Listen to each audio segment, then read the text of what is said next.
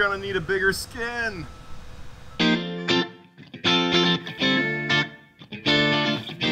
Okay, so this is a really large product, which means we can use some techniques that we might not have been able to use otherwise on this. But, as you will see, this was a doozy to install, and I'm gonna go over some stupid stuff that I did that you shouldn't.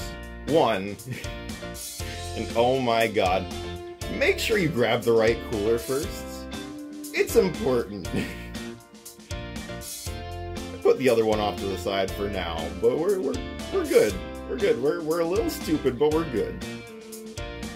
Two, you're gonna see me using this spray bottle on the back side of the stickers. This isn't anything special. This is just it's soap water.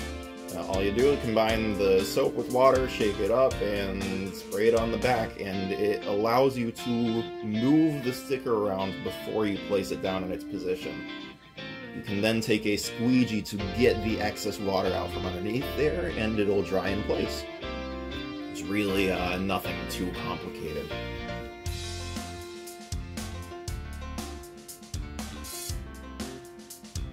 Just be real careful about placement. These are very large stickers, a little bit unwieldy.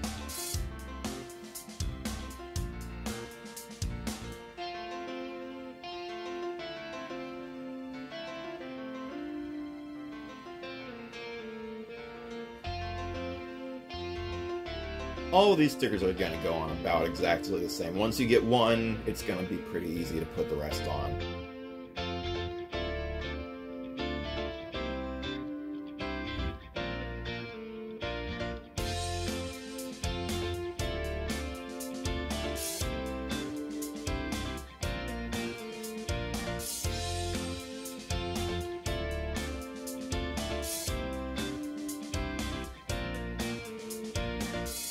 Now, I feel like this shouldn't be said, but you saw me look up at the sky here.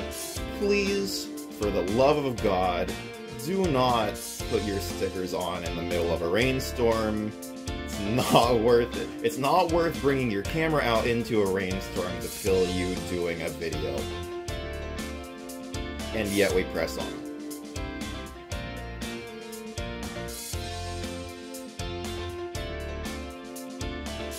Once you have all 4 decals applied, your Yeti Cooler is finished and ready to go.